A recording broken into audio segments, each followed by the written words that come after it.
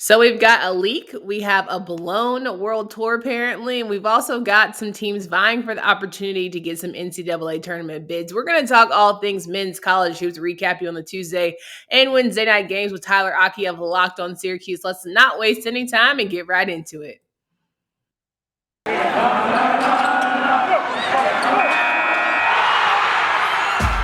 Locked on ACC, your daily podcast on the Atlantic Coast Conference. Part of the Locked On Podcast Network, your team every day.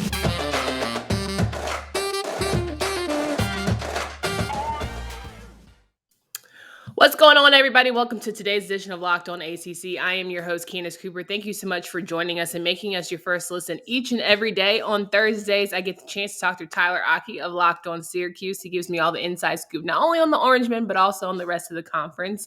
And today we're talking about men's hoops. We got a lot to go over from Tuesday and Wednesday night matchups, a couple leaked opportunities. Maybe we'll have a couple of guys who couldn't quite get it done. But of course, everyone's vying for the opportunity to dance in March. And some teams are looking better than others, especially in this conference. And more importantly, we got to talk about Coach K because, of course, wouldn't be an ACC podcast without talking about Coach K. Tyler, thank you so much for joining us. How you doing? I'm doing great. I'm getting a little bit of mention warfare right now on Twitter, but that's okay.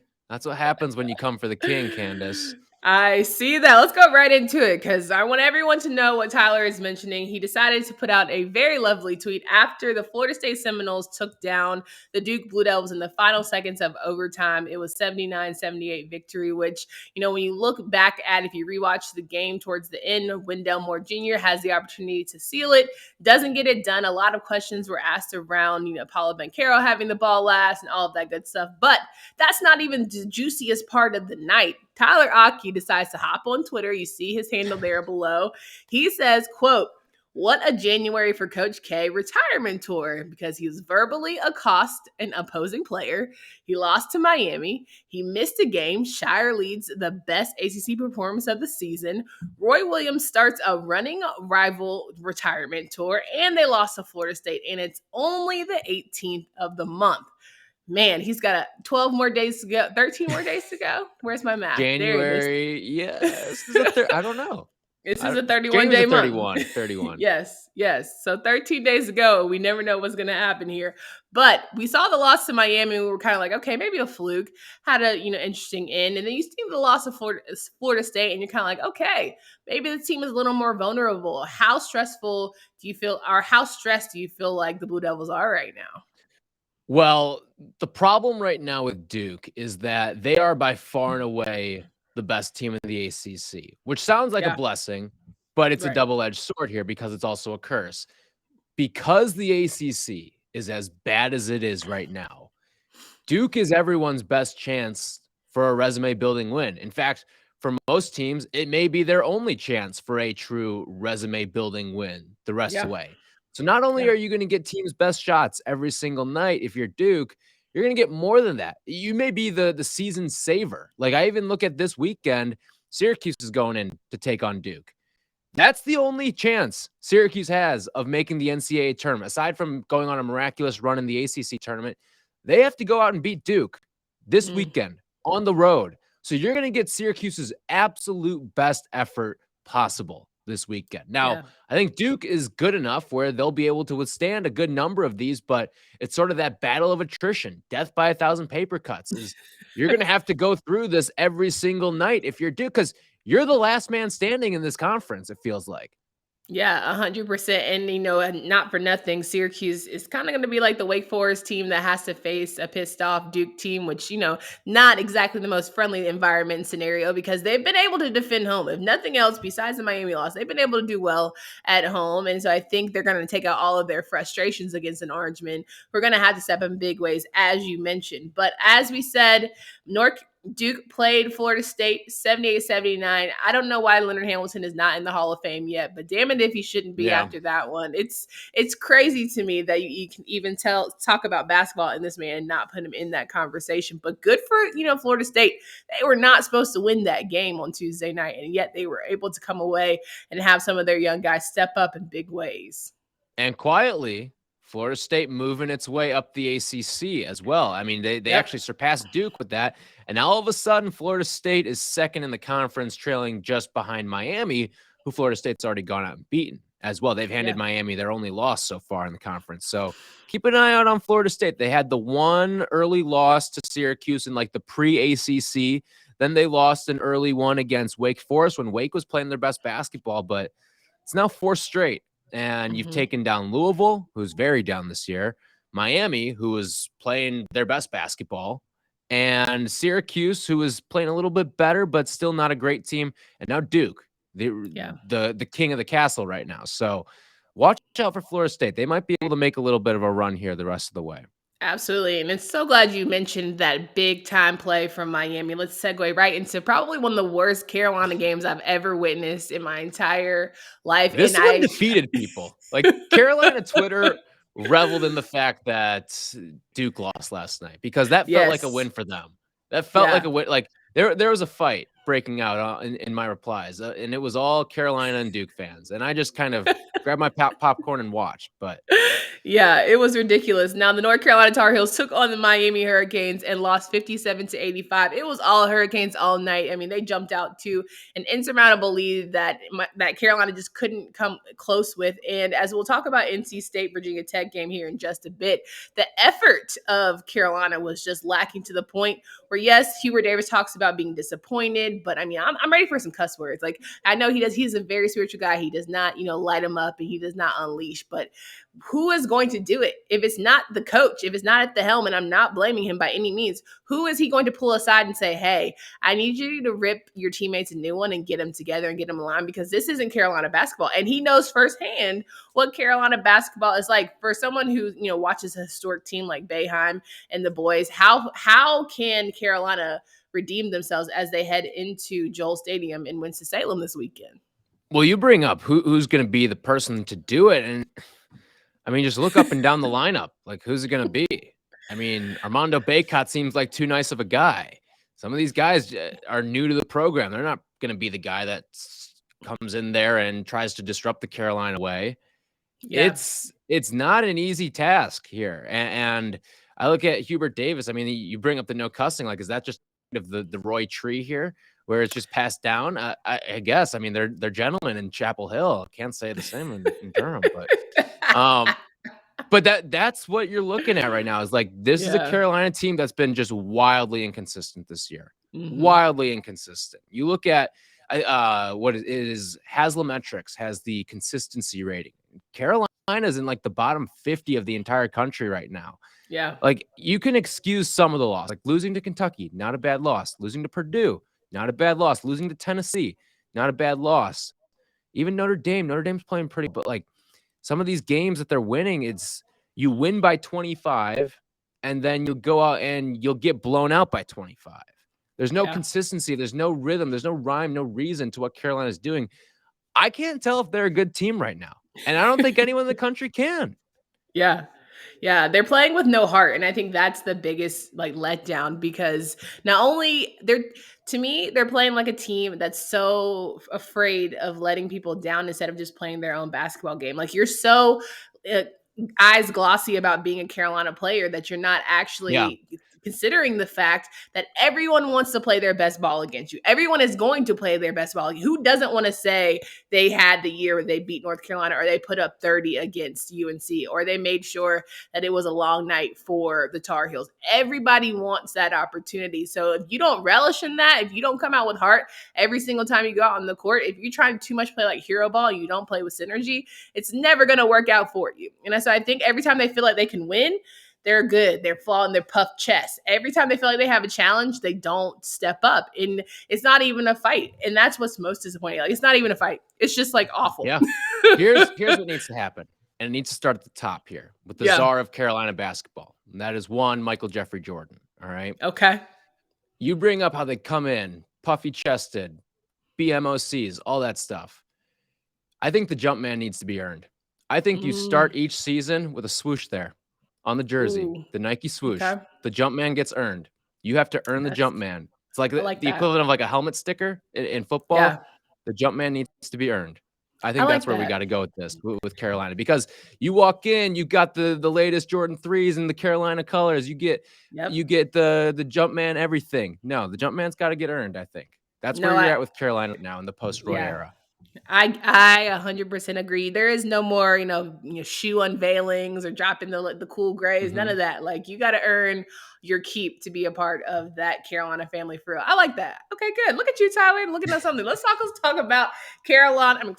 Let's talk about Clemson and Syracuse here. I know there's a big game, a really, exciting matchup for you. But first, I want to remind you guys that if you have not yet, please download and get NetSuite. It's the #1 cloud financial system to power your growth with visibility, and it can control your financial inventory, HR planning, and budget, and more. NetSuite is everything you need to grow all in one place. With NetSuite, you can automate your processes and close your books in no time while staying well ahead of your competition. 93% of surveyed businesses increase their visibility and control after upgrading to NetSuite. Over 28,000 businesses already use NetSuite. For the new year, NetSuite has a new financing program for those ready to upgrade at netsuite.com/LOCKED. Again, that's netsuite.com/LOCKED.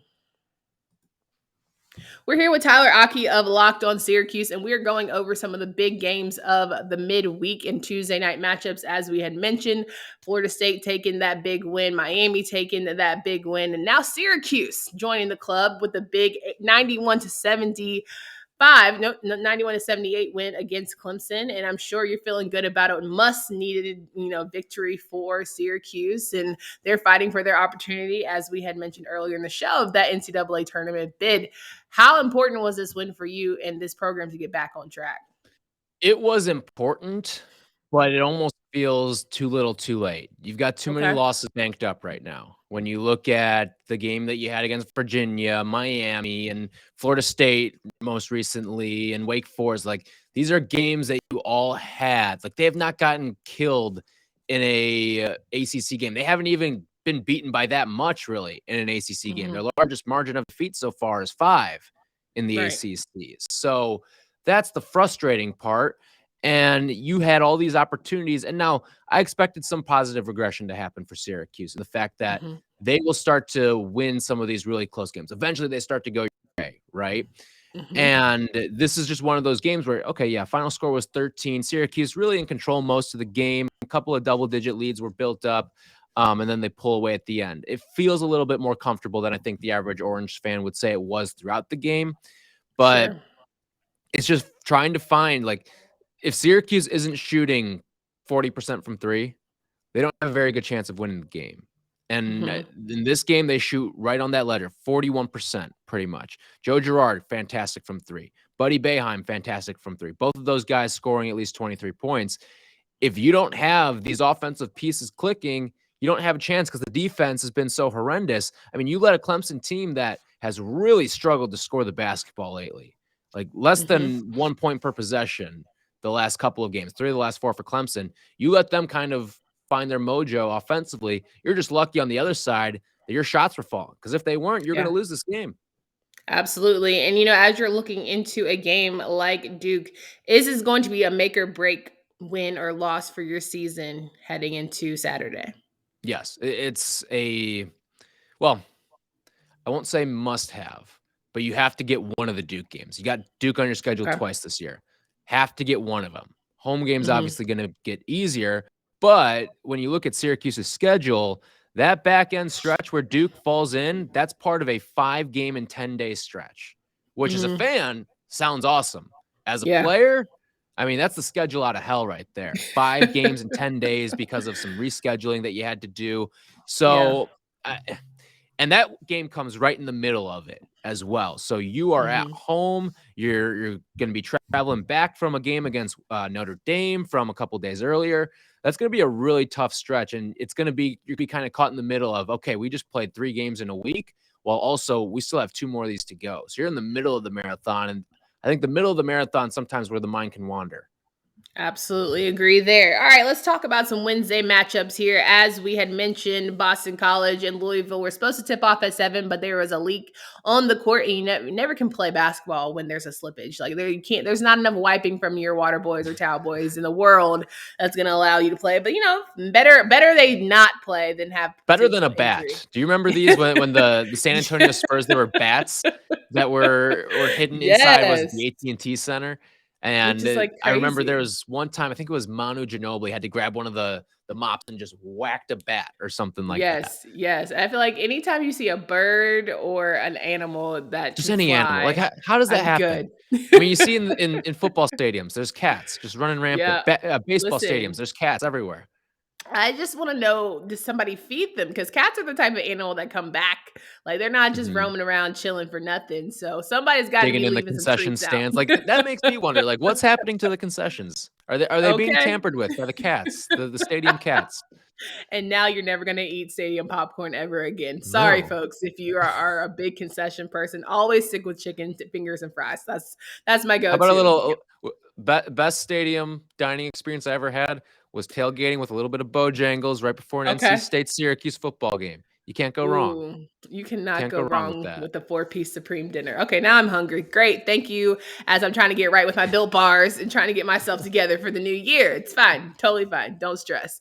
NC State, though, tonight was full of stress, right? They thought that they could get everything together. They probably had a bow box and they were heading into the game trying to defend home at PNC Arena, and they came up short against the Virginia Tech Hokies, who were able to pull off a 62-59 victory. And it was all Virginia Tech first half. Like they had a lead of up to 16-17, and they were just making sure that NC State felt every shot. And then you see the fight from this team once again being able to put the pieces together, but just not enough in time to get the win when the clock hit 0. How frustrating, if you're a Pack fan to see this. Not only that, but is there a little bit of confidence or, optimism given who you're down with, like not having Manny Bates, not having Dennis Ross, both two big men that you are essential to your program?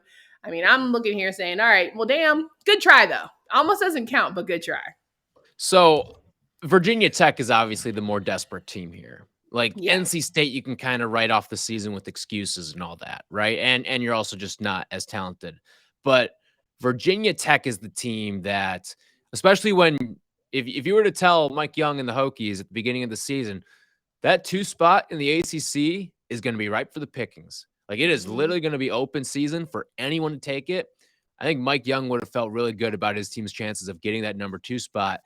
Yeah. While the reality of everything is that Virginia Tech has been probably the biggest letdown in the ACC. It's a battle between them and Louisville so far for who that team is right now. And with Virginia Tech, I mean, you've got the pieces. And if you can scrap up some of these games, like Notre Dame, I think is a solid win for the weekend. NC State, go on the road, take down a Pac team. I think it's not a great win, but at this point, you just got to start stacking some of these wins because right now, Yeah. this is a team that's down and down bad. Yeah. And Yeah. and you got to figure it out because you were supposed to be the second best team in the conference, even without it being a Yeah. wide open ACC. A lot of people thought this team could be number 2 in the conference, but now Mm, that it's yeah. open for you, I mean, if you can go on a little bit of a run here because you've got some winnable games coming up at BC, at UNC, probably going to be tough. It depends what Carolina team you get. Home against Miami, on the road against Florida State, going to be a little bit tough, but then it really eases itself out. Georgia Tech, Mhm. Pitt, Syracuse, Virginia. You got to have a little bit of momentum going into those games right there. Yeah, and you want to talk about momentum. Anybody I feel like who has Virginia left on the schedule has an opportunity to win that game. And so I think for Virginia Tech especially, all the teams that you mentioned, Pitt, Carolina, like you said, who's gonna show up that day? There's very much winnable games and very much an ability to go into the ACC tournament very confident for the Hokies. NC State, on the other hand, I know people are really down about Coach Keach, which I don't understand. I think at the end of the day, we got to really cater expectations here in the triangle because if anything, you've taken a step back and you've said to yourself, if Duke can barely, get things done, if Carolina is not really getting things done, we have at least a consistent coach who has players buying in. You have people who are playing with effort who want to give you their all. You have got to, commend these Wolfpack for at least trying. if I'm a person from Carolina looking at an NC State, I'm like, hey, I would have rather had that close matchup take the L than to see what I saw on Tuesday night in Miami. And, I wonder if that loss to Purdue in December was the start of the spiral for this team. Mm-hmm. Maybe that was the checkout, because you had Purdue. You had them, one of the best teams in the country, could end up being a 1 seed in the NCAA tournament. You had them in the palm of your hand, and you let that game slip away, and then you lose in overtime by double digits. And I think that might be where you see the quit start with this team. Like, they were 7-2 heading into that game. Your loss was to Oklahoma State, a team that's a little bit better than you, and Louisville in conference play. And listen, say what you want about where Louisville is right now, but at the time, December 4th, like, you're not thinking that's the end of the world. Like, it's an early ACC game. I don't think coaches put a ton of stock into that extra game right there. But since that Purdue game, that has started the spiral. They have gone 2-7 since then, 2-8, I should say, rather. And it's bad losses too, like getting killed by Wright State, losing to Richmond. And then some of these ACC losses are just starting to build upon each other. Now, they've had a pretty tough start to the ACC, I would say, all things considered. When you look at, you open up against Miami, then you get Florida State as they're starting to play their better basketball. You lose to Clemson, solid team, and then you lose to Duke. Duke's the best in the conference. And now you lose to Virginia Tech. Like, that's about as tough of a start to the ACC as you could ask for.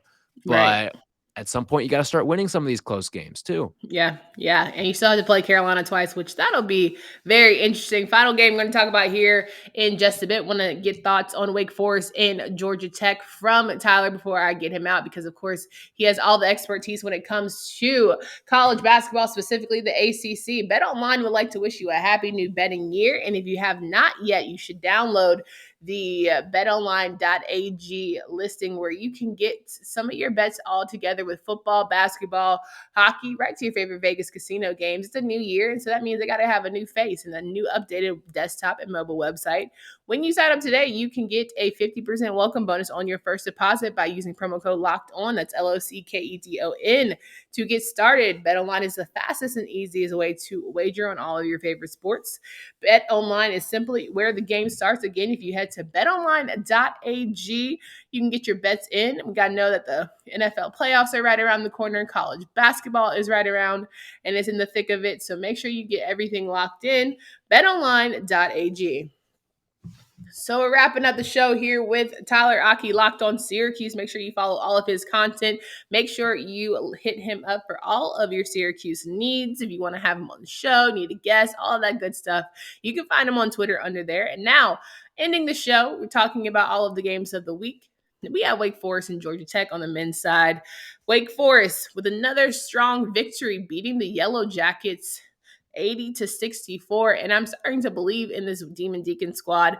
Very fearful of Tar Heels having to go face them at home in Winston-Salem. I feel like, man, we've talked about earlier this week how Wake Forest is kind of the bar in terms of who gets an NCAA bid. How good they are, how bad they are, definitely flows with the conference. What were your thoughts on that and just seeing this big win from the Demon Deacons? Yeah, I mean, it's always good to go out on the road and pick up an ACC win. And Georgia Tech certainly isn't the cream of the crop in the ACC, but there's some pieces there. I mean, they are the reigning ACC champions for what it's worth. And I get that they lost some critical pieces to that from a season ago, but there's still guys who should know how to take care of your home floor. And to see Georgia Tech sort of fall off the way that they have has been a little disheartening to see. But listen, Wake Forest is one of those who right now is a product of a really strong non-conference slate. I mean, they went 10-1 in the non-con, and your only loss was to LSU. That's a good little start that you have. Now you got to turn this into an NCAA tournament bid. When the ACC is as down as it is right now, you've got a chance to be one of the premier programs for this season. And I look at Wake Forest, and you kind of talked about how they're sort of the bar right now. You have a chance to take advantage of the fact that this is a weak ACC. We can talk about how down the conference is, but at the end of the day, is the tournament committee really going to only let 2 teams from the ACC in? I just have a really hard time thinking that's going to be the case. And I get that they've got their fancy net evaluation tool that they like to use. I get it. All right. Yeah. But I think the net is really going to be tested because my entire faith in the net is going to be this year because there are going to be a lot of power conference teams that I think are going to be left out if the net is going to be used as heavily as AB. But for Wake Forest, you're a team that can take advantage of this weak ACC, pick off some wins. I mean, just looking at some of the games that they have on their schedule the rest of the way, you still have Boston College. You still have 2 against NC State. You've got 1 against Pitt, another against Louisville.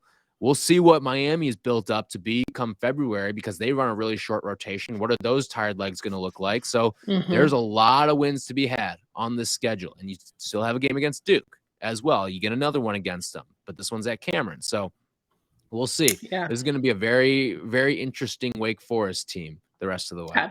Yeah, absolutely. Very well said, Tyler. And, I think when you just talk about the grand scheme of NCAA tournament bids and what people look to evaluate, it's very interesting to me in terms of like how much does politics play a factor? Do you want to see a random bumble team in the NCAA tournament? Frankly, like, yeah, it's cute to have like the Cinderella stories, but are you going to get quality basketball? And, maybe I've been too nose deep into the ACC, but is everyone doing like exponentially better than the ACC right now? I mean, I know we're talking about down years, but I mean, is SEC like just bar none? Is Big Ten bar none? Like, I feel like I see upsets all the time.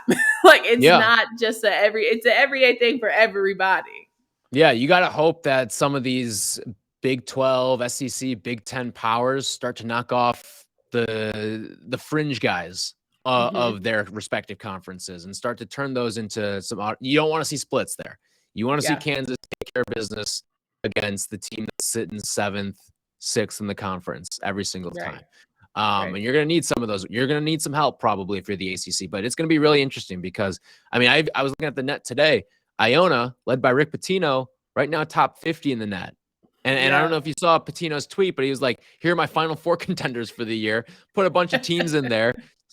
Sandwiched Iona in the middle, so maybe you wouldn't notice, but is Iona going to be an at-large team? Because they're playing some pretty good basketball right now. They've got a win, a really big win, might I add, against Alabama so far this season. They're 15-3. And could they potentially be an at-large team? They're 7-0 in their conference. So right now, head and shoulders above anyone else that they might play the rest of the way, and certainly the favorite to win their conference the rest of the way. But let's say, again, let's say the MAAC tournament doesn't go their way and they lose early for some reason. Could they get into as an at-large? Will the committee look at that or say, you know what, we want Wake Forest. Wake Forest is the bigger brand for our tournament, for our billion-dollar product that we need to put out there that, by the way, we lost revenue on 2 years ago because we didn't have a tournament. So we need all eyeballs, all sponsors, all that stuff on track. Absolutely. I think we're going to have a lot of snub, quote unquote, conversations or bubble team conversations post. I think there are going to be teams that people are going to, very much advocate for who shouldn't have made it, but based on the way the NCAA definitely needs the money, is going to find the way to squeak in a Wake Forest so they can give a highlight clip on Tim Duncan and Chris Paul over an Iona who, your top 10 players you probably can't name. So listen, I'm not trying to be that person, but I'm going to be that person. It is what it is. Tyler, it's always a pleasure. Thank you for having me this week. Yeah, I think it's always great to hear somebody who could tweet out the nonsense, who can make sure that Coach K gets his little tour depleted. And I'm not mad at that. I love when people fight with themselves in the Twitterverse, but more importantly, when we can just call it for what it is. And I've heard, we had the back-end conversation, some of us in my household basically said that Coach K's tour is not tarnished yet. I'm like, I don't know. He said, and he being my boyfriend, was like, well, he's still only 14-3. There's still plenty of time to end it to be. They're still a good team. Like, they're still a great team. Don't get it twisted. They're still a really good team, like top 10 in the country, worthy. But we still love to hate. I mean, it's still okay to say we love to hate Duke. Like, it's listen, okay. Like, this year, if you're any other ACC team, like, they hate us because they ain't us right now. Yeah, and I appreciate that. I appreciate that teams aren't trying to be like, oh, because it's Coach K's last year, we're gonna, let him just have this roll big over. old song. Yeah, we're gonna groove the fastball to Jeter in the All-Star game. Like that's not happening this year. Exactly. I love that. I mean, because at the end of the day, it's competition. And I would love to say that I beat Coach K in his final year. Who doesn't want to say that? Same way Carolina, who doesn't want to say you beat them? You know, it's all the same. It's all the same. Can you please remind these folks of where they can find you, follow your work? You can catch us Locked On Syracuse Monday through Friday. You can follow us on Twitter at LO_Syracuse, and you can find myself at Tyler AKI_. No doubt. All right, guys, come back tomorrow. Freestyle Friday. Drizzy Drake will be in the building. Of course, we got to get you locked in on some of the best bets heading into the weekend for men's and women's hoops. So you don't want to miss that. At Locked On ACC on Twitter. Make sure you subscribe on YouTube. And if you want to get on the betting action, hit up Locked On Bets where your boy Q and Lee Sterling did that Locked On Bet of the day. You will get you right. They're available anywhere you listen to podcasts. From Candace Cooper and Tyler Aki. Until next time.